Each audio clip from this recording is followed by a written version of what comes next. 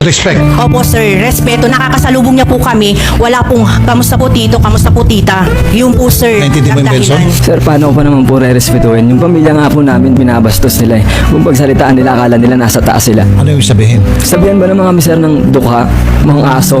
Mahirap lang daw kami, sir. Oo, nandun na kami, sir, sa puntong mahirap. Lahat naman ng tao naghihirap eh. Pero hindi niya kailangan ipamukha sa amin ng ganun. Sabihin, matapobre itong sila? Yes, sir. Nako, ma'am. So unang-una, kung gusto mo respetuhin ka ng kapwa mo o respetuhin ka ng iba, respetuhin mo muna sila. Hindi porket mahirap o dukha yung kapwa mo Pilipino ay basta-basta mo na lang silang husgahan at lalait-laitin ng ganyan. Dito guys, may pagkakamali din yung lalaki. Pero para sa akin, pangit naman ho yung ginagawa nung nanay nung asawa nung lalaki. Na ultimo, pati ba naman pamilya, tatawagin mong duka, mukhang aso. Hindi naman po tama yung ganun, no? Hindi porket ganun yung pananamit ng tao na medyo luma na yung damit or madungis. Makakita ka man ng basurero dyan o construction worker, marumi yung damit, marumi yung pangangatawan. Huwag naman sana tayo manghusga ng ganyan dahil unang-una tao pa rin yung mga yan.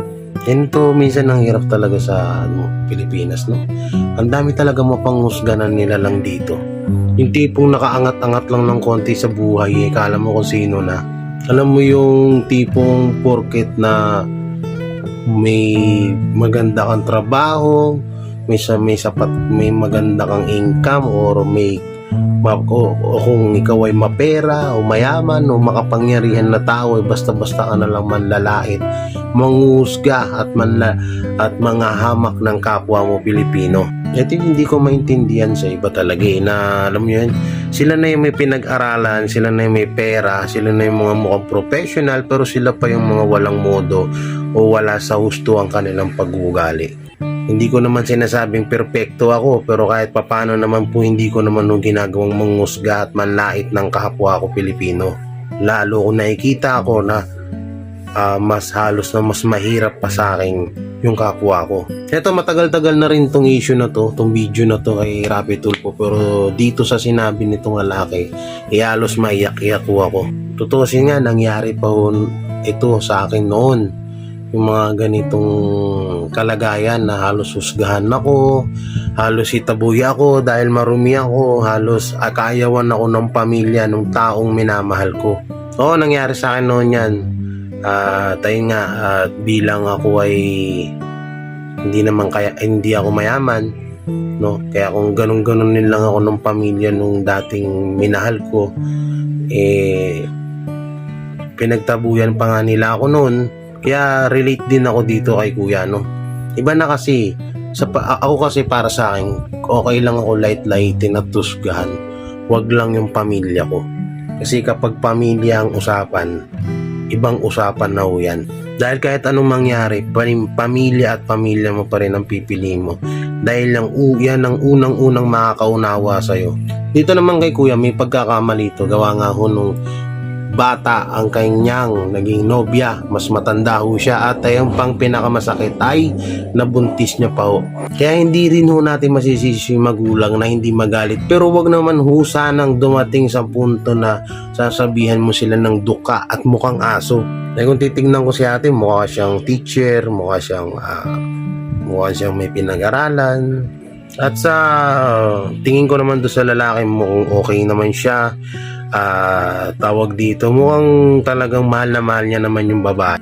Sa akin lang sana, kung halimbawa na makakita kayo ng mga tao, kung makakasalubong, huwag nyo silang pandirian. Kung halimbawa madungis man sila, marumi, ang kanilang damit, huwag nyo silang pandirian. Sa halip pa nga dapat tanungin nyo, or halimbawa na mas mahalin nyo pa yung mga ganyang kababayan nyo kasi yung mga yan ang kulang, no? Halos kulang sa tinatawag na respeto. Kadalasan kasi ngayon kapag mukha kang mayaman, doon ka makakahakot ng respeto. Yan po ang totoo. Ngayon, kung magaling kang makisama at wala kang pera, wala ka pa rin. Pero kung wala kang pakikisama at mayaman ka naman at todo libre ka sa mga kasamahan mo, re-respetuhin ka talaga ng mabilisan yan. Sorry kasi mamaya may mag-comment na naman ulit niya na hindi naman ganun. Hindi naman lahat ganun. Oo, totoo po, hindi naman ho lahat ganun, no. Lininawin ko sa inyo, hindi ho lahat ganun. At hindi lang din lahat ng mga mayayaman ay mapangusga. Meron pa rin po dyan na mga mayayaman na may busilakang puso at may malawak na pangunawa at may mahabang pasensya. At may mga mahihirap din po na sobra din mapanghusga at napakasama din ho ng mga ugali. No, hindi kaya nga sabihin yung kasabihan na dapat huwag tayong maging one-sided, maging neutral tayo lalo sa mga ganito na magbibigay tayo ng isang komento, huwag tayong dumepende lang sa iisa, dapat nasa gitnaan ka lang. Tsaka isa pang real talk, halimbawa na ang lalaki na yan ay magarbo ang pamumuhay, o mayaman, mapera, o sabihin na natin maganda ang trabaho, at malaki naman ang kitaan, siguro kahit na medyo mas maedad siya sa kanyang girlfriend, itatanggapin at wala siyang maririnig, no. Na nga lang, ang pinakamasakit doon dahil nga mahirap sila, ang trabaho ay alam ko construction worker yan si kuya, kaya nga gano'n na lang kababa ang tingin sa kanya nung magulang nung babae. Totoo naman kahit ano namang sabihin ng iba, kung halimbawa pag-anoin mo engineer, kung pagtatapatin mo ang engineer at construction worker, sa tingin nyo, kayo na mismo sa mga taong mapanghusga dyan, di ba? Mas parang head sa inyo ang engineer kesa sa mga construction worker. Diba tama ako? Real talk lang ha.